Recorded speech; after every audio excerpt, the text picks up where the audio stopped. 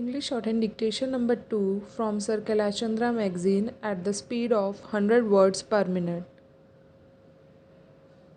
Start. I should like now to make few observations on the budget. This budget marks a turning point in the history of our country. It is no use attempting, as some of my friends have done, either to deprecate the budget very strongly or to suggest that we are not witnessing a new revolution in our methods of fiscal training and technique. I want it to be quite clearly pointed out to my friends that we are now facing the lean years of Indian finance. Hitherto, we had revenue surpluses which were a form of public saving and which were meant to be utilized for capital development. Hereafter, this form of revenue surplus would not be available. We have therefore to find out ways and means of implementing our great program of national reconstruction at minimum cost. My point is that the deficit on revenue account would be of the order of about rupees 19 to 20 crores. Here, let me point out that I do not agree with those of my friends in the finance department who have attempted to suggest that rupees 9 or 18 crores which are obtained from Pakistan should be put to the revenue side of the budget. They are to be put on the capital side, but that does not seriously alter the trend of my argument. What I am suggesting is that we would have to be prepared for a deficit of a much higher order even on the revenue side. That itself should make us realize that there are very many problems which we have to face and that we have to undertake ways and means of increasing the resources of our country so that it might be possible for us to have a greater amount of surplus or a greater amount of public saving for the purpose of financing capital development. The finance minister, in the course of his speech, Mr. Deputy Minister, pointed out that the deficits during the past 2 years were of the order of rupees 83 crores. I venture humbly to disagree with him because I feel that when we are talking of deficits, we must take into account the overall deficit incurred by the central government, and that would be of the order of rupees 200 crores during the years of relatively light expenditure. We had a shortfall of about rupees 200 crores.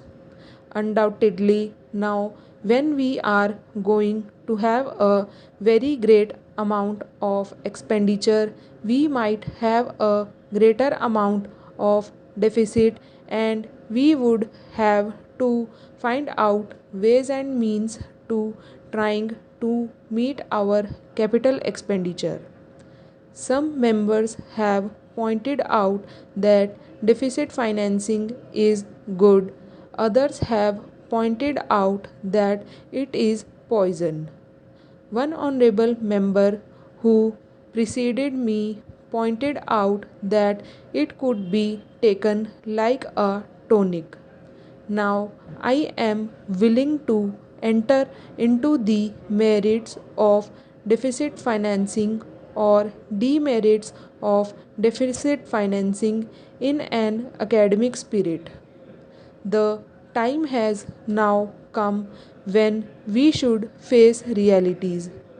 I do suggest that we have to indulge in deficit financing because without indulging in deficit financing, it would not be possible for us to indulge in capital expenditure on such a large scale.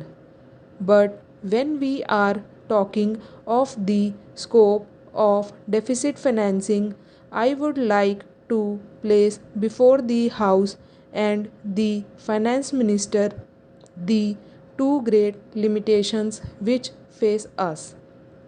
The first limitation that faces us is that concerning the internal price level, the Honorable the Finance Minister referred to the cost of living. He said that he has going to keep a watch over the cost of living so that it may not shoot up within a short period and make a mess of the plans of capital development. But there is another limitation which has also to be borne in mind, a limitation which has not received as much notice as it should have done in all the discussions that have taken place on deficit financing. That limitation is the external limitation or the limitation which arises on account of our balance of payments position. I think this is as important, Mr.